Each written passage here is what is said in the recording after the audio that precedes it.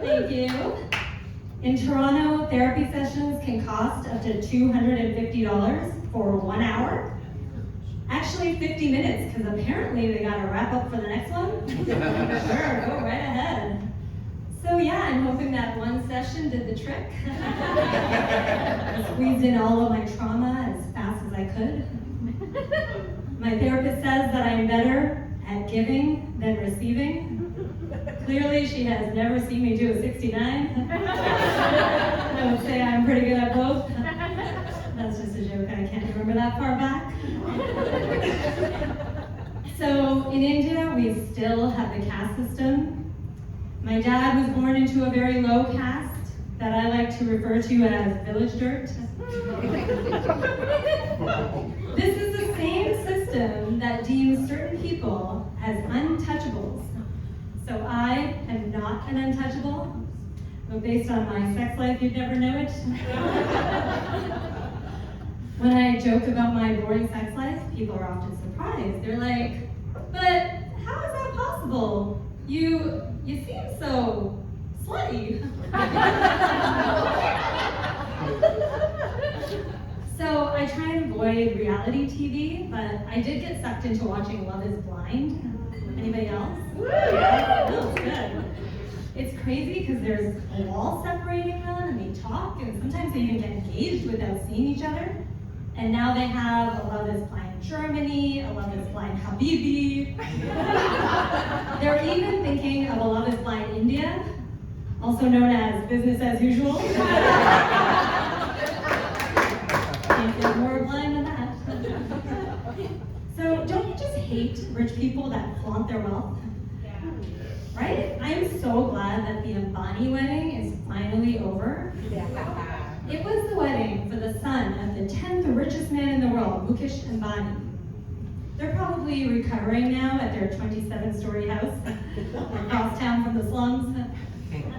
Like, did you see Kim Kardashian's top?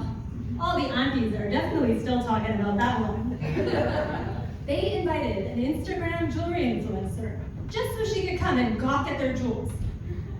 The groom was wearing an emerald brooch just below his shoulders that looked like it had a weight of 10 pounds.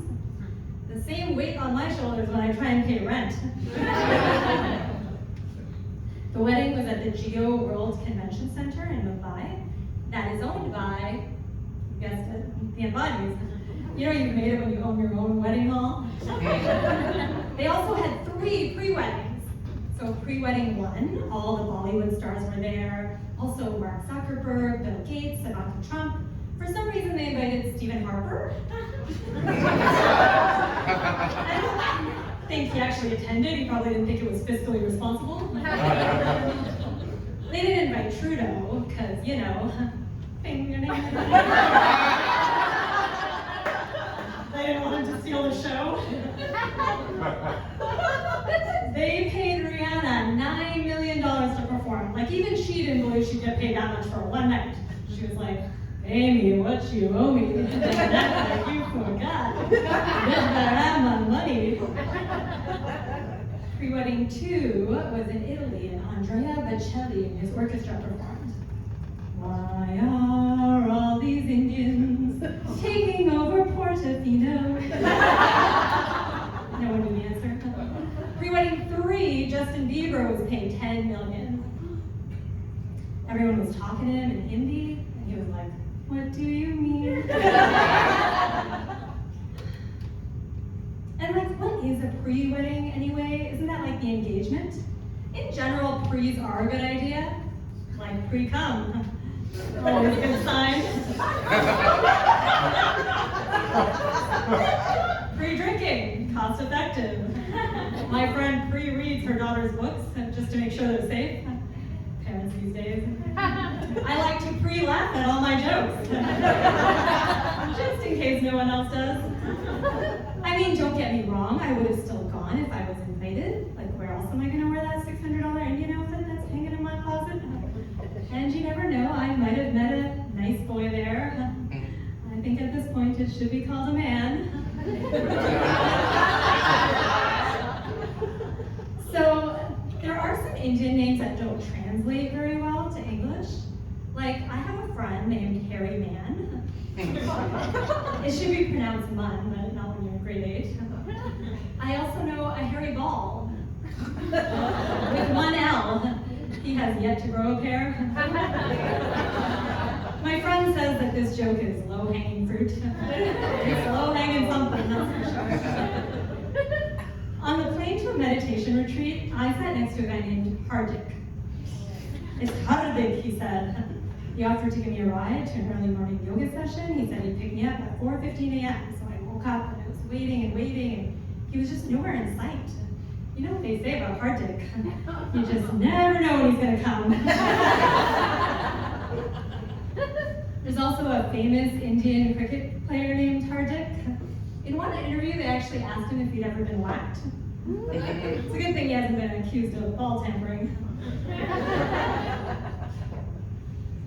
So I find that after 40, it's easy to forget your age, especially for me, because I have a lot of younger friends and family. I was talking to my brother and his wife not too long ago. She has a very high-pitched voice. Hi, Nita, how are you? I told her that I sound the opposite of her, a bit like Toni Braxton, and they both just stared at me. I realized they had no idea who that was. I was like, oh, come on, you know that song. I get so high when I'm around you, baby. I can touch the sky. They still had no idea, and I saw that she was Googling it. Finally, she said, oh, that song came out the year I was born. So I think I'm very lucky. I'm very close to my siblings. My sister's one of my best friends. She's 5 years younger than me. She lives in England. My brother is 14 years younger. In my family, there's a lot of variety. There's a writer, a dancer, a comedian, and a computer engineer. And that's all just me.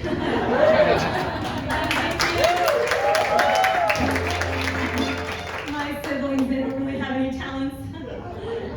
They do have money though, and some houses. I think that counts as a talent. So Indian parents are known to be strict, but I was lucky, my parents were never very strict.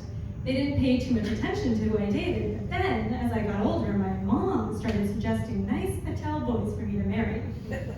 I should tell my mom, Mom, I'm generally not interested in Indian men, but if you happen to come across a Hardik, please send him my way. Thank you.